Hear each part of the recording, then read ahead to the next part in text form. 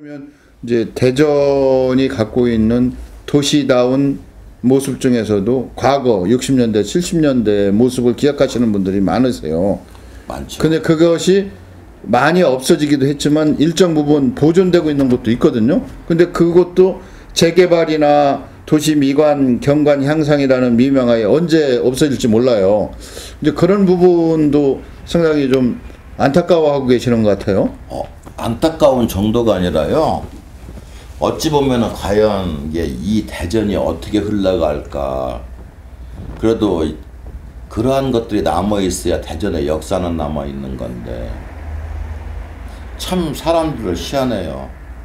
자기 집에다가 골동품이라고 비싼 돈 들여서 가구 같은 거 사다 놓고서 왜 저기 이 골목길이라든가 오래된 건물들은 왜 때려 부시는 건지 저는 참 너무나 양면성에 대해서 가끔 가다가 깜짝깜짝 놀랄 때가 많습니다.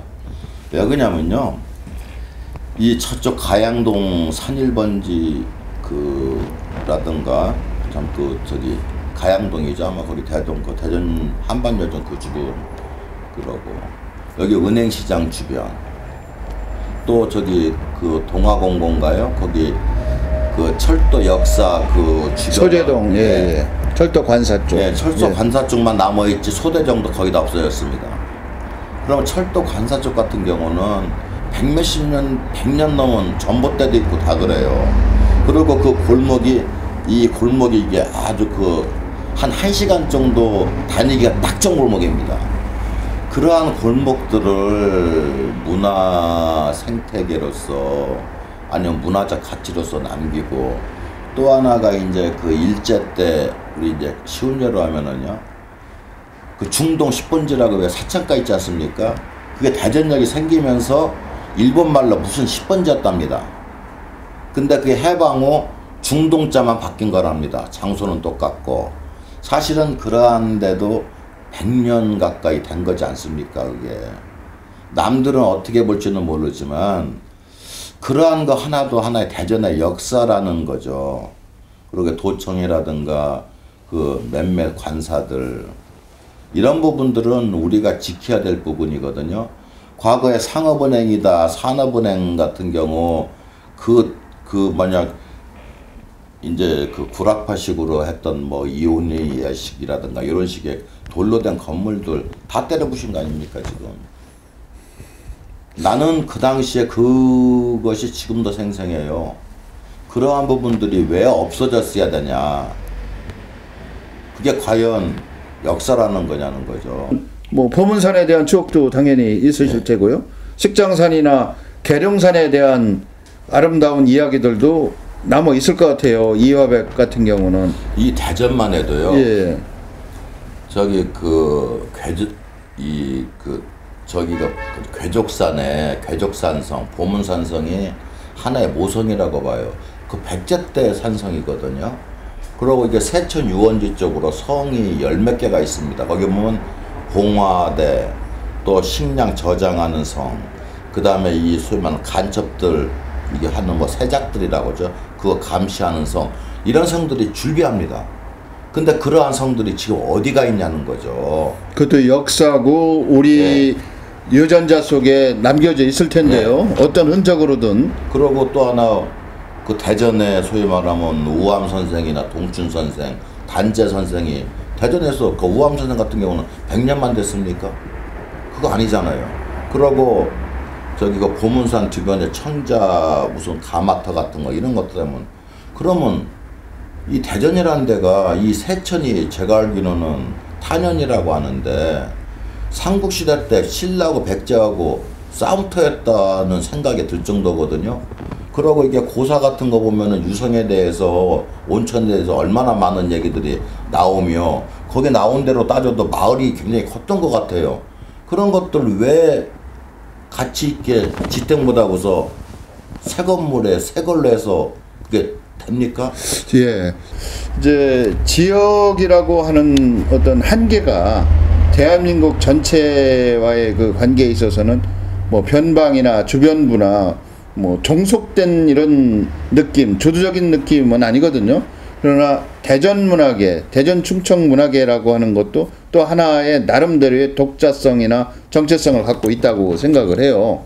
그래서 지역에서 우리가 이런 분들은 반드시 그 생각을 기억 속에서 망각하지 말고 반드시 기억하고 그분들의 뜻과 그분들의 흔적을 우리가 살펴봐야 되겠다. 뭐 그런 분들을 그 미술계 쪽에서 뭐 꼽아 주신다면 어느 분을 들 수가 있겠습니까? 그리고 또 이유가 있다면 또 어떤 이유가 있나요? 굉장히 좋으신 말씀인데요. 예, 예. 제가 심양 선양위원회 위원장 하면서 한 16년 전에 심양 선생 발자취를 찾는데 보통 만나는 분들이 80대예요. 근데 그분보다도 심양 선생은 한 50살 정도 더 드셨으니까 지금은 그나마 그분들도 다 돌아가셨어요. 기억하고 있는 분들도 안 계시다는 말씀이죠. 예, 그러니까 지금은 대전에서는 그 원로들은 기억해. 나 때도 대학교 재학 중에 이 서라벌다방에서 심양 선생님이 딱 오시면은 뭐 이인영 교수님, 이종수 선생님 이런 분들이 전부 다 일어나서 인사하는 거 그 기억은 나요. 그렇지만 대화는 감히 못 나누죠, 그런 분들한테. 지금 아까 말씀하신 대로 제가 좀 안타까운 분이 하나 있다면은 이종수 선생님이 암으로 일찍 돌아가셨다는 거예요. 그리고 지금 서양화에서는 이인영 교수님, 그 다음에 그 밑으로는 김배희 선생님, 아니면 그 임봉재 선생님, 한 요런 분들 정도는 빨리빨리 하셔야 될 것 같고요. 한국화 쪽에서는 조평희 교수님, 또 김성훈 교수님도 해주시면 좋고 제 은사기 때문에, 또 기산 정명희 선생, 또 조각에서는 뭐 남철 선생님 정도, 이런 분들은 하루빨리 해야 될 거라고 봅니다. 사실은 그분들이 고생했기 때문에 오늘날 대전에 있는 겁니다. 대전 미술계가. 그분들이 없었다면은 대전 미술계에 존재했겠나. 이런 부분도 하나의 우리가 이제 생각을 해보고요. 어차피 역사라는 것은 사실적인 기술이기 때문에 사실이 쌓여지면 쌓여질수록 그 지역의 문화라는 것과 예술은 같이 올라간다고 봐지거든요. 그래서 그런 분들을 다시 발자취를 찾아주신다면은 하나의 하나의 예술가로서 너무나 고마운 거죠. 지금 해방 이후에 또 6.25 이후에 경제 성장이 비약적으로 이루어짐과 동시에 도시의 성장도 이루어져서 어떻게 보면 비슷비슷해요. 근데 이제 대전은 신흥도시로서 경부선 철도가 개통되면서 갑자기 부각이 된 도시다 보니까 역사가 없다 이렇게 얘기하지만 왜 사람 살았은 동네인데 역사가 없어요? 왜 그러냐면 우리가 문학이라든가 철학적으로 봐도 우암 선생이나 동춘 선생 많은 사람들이 대한민국 따져도 얼마나 정신사적인 측면에서는 여기가 전국 어느 곳 어느 지방 못지 않죠. 그리고 단재 선생님 같은 분들. 근데 제가 이제 이 고등학교 때부터 들었던 것 중에 대전은 교특의 중심이다. 그러면서 얼마 정도 딱 지나니까 뭐 과학의 도시, 뭐 이렇게 과학의 도시다. 그 다음에 행정의 도시다. 아니 문화예술 도시라든가 역사의 도시는 왜 한마디도 없냐는 거죠. 이것은요 우리 선배님이 아니라 이 도청이라든가 시청 관료들의 문제라고 봐집니다. 그분들이 조금이라도 생각이 있었다면 만들어냈어야 돼요. 있죠. 그리고 사실은 발견하고 의미를 부여하면 존재하게 되는 거죠. 쉬운 예로요. 한국화 얘기를 하자면 충청도 출신의 한국화가 제가 한번 꼽아볼게요. 심양 박승우 선생님, 청전 이상보 선생님, 심원 조중현 선생, 그 다음에 김학영 선생, 아마 이동훈 미술상 타신 전장화 선생, 운보 선생, 그 다음에 고암 선생, 그 다음에 유산, 민경갑수대 이종사 선생, 이철주 선생, 산동 오태하, 대산 김동수, 이런 분들 다 그렇게 따지면 뭐 운보라든지 장옥순 화백이라든지 다 이 지역하고 관계가 있어요 또. 이남 선생, 아니 한국화만 따져도 대한민국의 유명한 화가의 절반이 충청도 출신입니다. 이거 찾아보기나 했습니까? 지역에서 또 신인 유망주들이 많이 나오는 것 같아요. 그런 분들은 어떤 분들을 좀 꼽을 수 있어요? 중견으로서 우리 따진다면. 후배들은 많죠. 예. 왜냐하면 우리 후배들 중에서는 지금 뭐 거의 전업작가 쪽으로 본다면은 뭐 가국현이라든가 뭐 정재성이, 뭐 파나의 뭐 송창만, 뭐 이벤트에 또 정영민, 또 정지광이 또 아주 30대에 가서는 전형 최석환인데요. 이런 사람을 줄비합니다. 내가 봐서는 저쪽 김동효 김동효도 그렇고요. 예. 그리고 김동효 또 이게 이제 저는 아무래도 한국화를 전공하니까 뭐 저기 그 뭐 모건대에서는 뭐 정황래가 있으면 있고 또 충대에는 뭐 강규선 교수, 한남대에 뭐 이계길, 강구철, 정경철, 그리고 또 이제 그 나머지 또 이게 뭐냐면 미협 회장 출신들 중에서는 뭐 이영호 현 미협 회장이라든가 아니면 서재영 전 회장 뭐 이런 사람들 아주 또 기라성 같죠. 또 아니면 교사들 중에서는 뭐 나진기라든가 뭐 이런 사람들 뭐 다 앞으로 훌륭하게 될 사람들입니다. 아주 벨트가 튼튼하네요. 그럼. 얼마든지 대한민국 화단계를 이끌고 나갈 정도의 무게감도 있고 맨파워도 있는 것 같은데. 네, 그리고 내가 말한 분들 중에서는 아마 다는 그렇다고는 못하겠고요. 한 절반은 인성이 좋아서 많은 사람을 끌고서 있어요. 예. 존경받고. 근데 이런 사람들이 더 작품이 좋아져서 수많은 사람을 끌어가야 여기가 광범위한 문화예술. 전 그 말씀 하시니까 예술가는 천재기 때문에 광기도 있고 때로는 기상천외한 행동도 하고 뭐 이런 게 당연하다라는 걸 어떤 관점에서 또 받아들이는 분도 있지만 지금 예술가한테도 인성이라는 게 그렇게 중요한 겁니까? 당연하죠. 왜냐하면 저는요 예술가들이라든가 이런 부분에서 저는 사실은 천재는 나중에 생긴다고 봐요. 아무리 천재라도 안 하면 천재가 안 되는 거거든요. 근데 되게 그림이 좋아서 하는 사람들은 머리 나쁜 사람은 없습니다. 죽어라고 하고 뭐 하고 또 연구하고 이러다 보면은 어느 것이 새로운 것도 나오고 이러면서 천재라는 소리를 듣는 거지, 타고난 천재는 저는 절대 부정합니다. 왜냐면 안 하는 천재는 필요가 없으니까요. 그래서 이 천재는 열심히 노력한 사람들 속에서 평론가라든가 아니면 같은 화가들이 인정을 해주는 천재가 따로 있는 거지, 그 생긴 것부터 날 때부터 천재는 저는 아니라고 봅니다. 노력하지 않는 천재는 존재할 수 없다. 뭐 이런 말씀인가요? 그거 존재할 수가 없는 게 존재도 못하죠. 그렇습니까? 이제 우리 이재호 화백하고 지금 같이 얘기를 해보고 있는데요.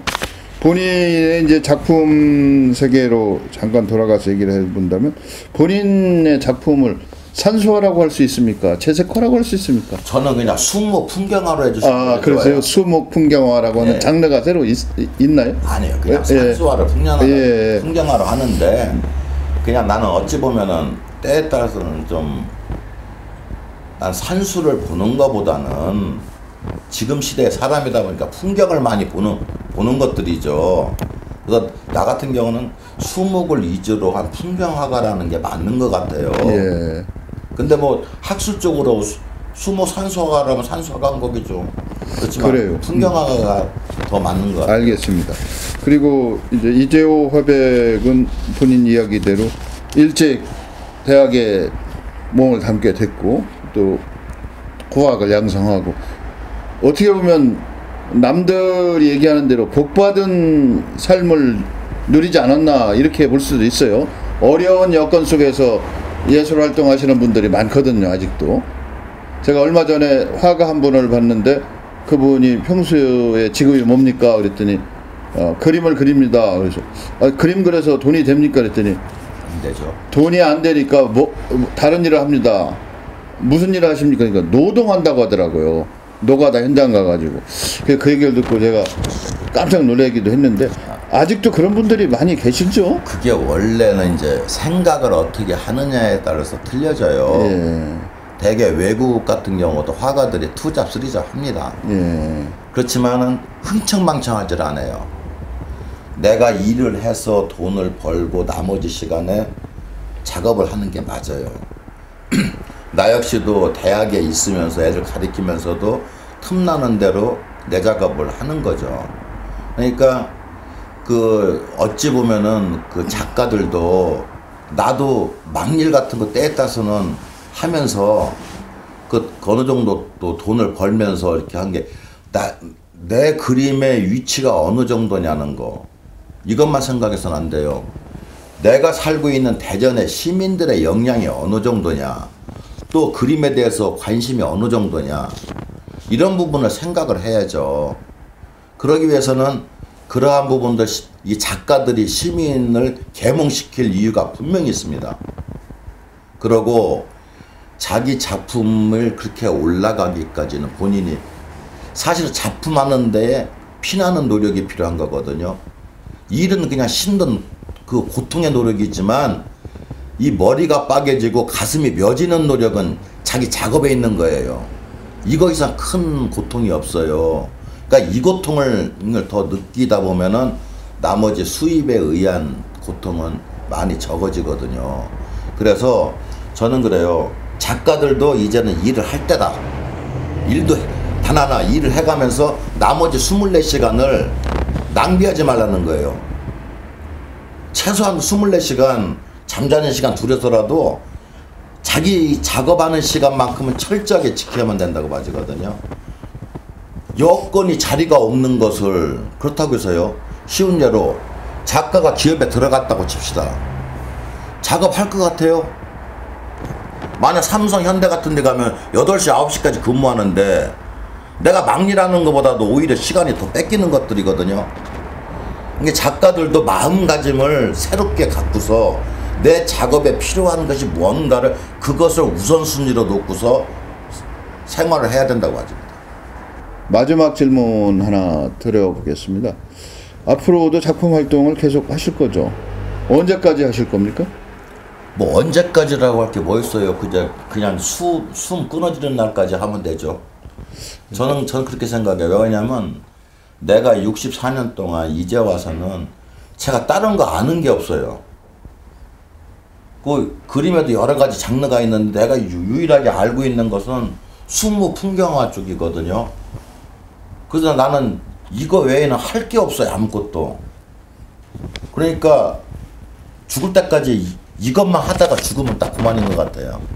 예, 이재호 화백 오래오래 건강하게 작품 활동을 하실 수 있도록 해주셨으면, 그런 그 기대를 같이 해보면서 좋은 작품 활동을 통해서 시민들과 일반 관람자들에게 꿈과 만족과 안식을 줄 수 있고 그분들에게 더 나은 삶의 순간들을 만끽할 수 있도록 기회를 주시고 동기부여를 해주시고 자극을 베풀어 주실 것을 기대하겠습니다.